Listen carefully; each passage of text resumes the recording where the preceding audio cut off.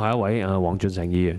好啊，多謝主席。主席，首先我感謝政府、證監同埋港交所過去一直都係提升市場競爭力做咗唔少嘅功夫啦。咁當然我哋有好多客觀嘅條件係好難去應對，咁呢啲都係要咬實牙關去做好自己嘅本分。呢一方面，政府同埋監管機構咧都做得好到位嘅。其中我想問呢，就係人民幣國際化對香港嘅金融市場嚟講呢，都係我哋嘅責任所在啦，亦係我哋嘅機遇啦。文件都有提到港交所呢去推行好多嘅單股多櫃台交收嘅安排，咁提升我哋結算交收嘅效率。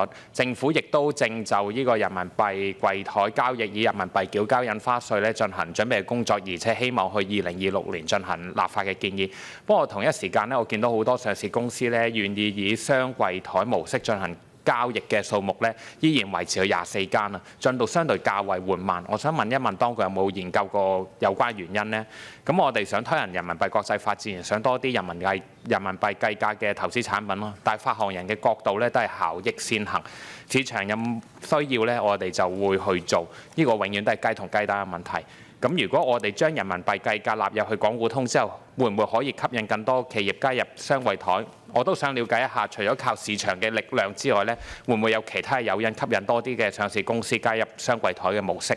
第三個問題就係我哋而家全球咧都面對公司私有化退市嘅趨勢，想問一問港交所有冇檢視香港上市公司有冇同樣嘅行為？港交所佢之前諮詢場外交易市場嘅概念，有冇包括私有化而退市嘅公司呢？三個問題，多謝主席。係局長。好，主席，我先做個初步回應，然後交俾港交所同事去做個綜合回應。咁就住人民幣櫃台啦，我想強調一點，作為一個新嘅交易模式同埋配套設施呢，我哋開始嘅時候已經係預料咗人民幣計價嘅成交喺始初嘅階段呢，喺整體市場嘅佔比率未必係好顯著。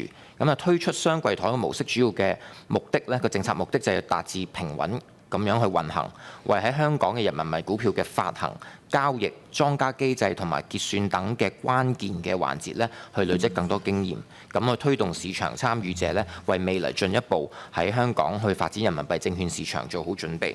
咁正如議員所講啦，我亦都係積極咁推進呢，係希望將呢個人民幣櫃台納入去港股通呢方面嘅準備工作，我哋繼續進行當中。咁至於其他嘅一啲問題同資料呢，我交俾港交所嘅同事作綜合嘅回應。係港交所或者證監會。我想或者好快回應一下黃議員頭先講人民幣國際化嗰個問題啦。咁因為咧，我諗現時咧，其實嗰個人民幣櫃台我哋只有24隻，個數目唔係好多。主要就係咧，因為我哋推咗24隻之後咧，見到市場嘅成交咧，其實唔係太活躍。咁可能影響到有啲上市公司決定係咪再增加啲人民幣櫃台嘅買賣。咁但係頭先議員都提過啦，我哋其實而家積極緊同緊國內啲監管機構咧，係討論將人民幣櫃台納入港股通裏邊。咁其實而家個準備工作咧，都一切都好順利嘅。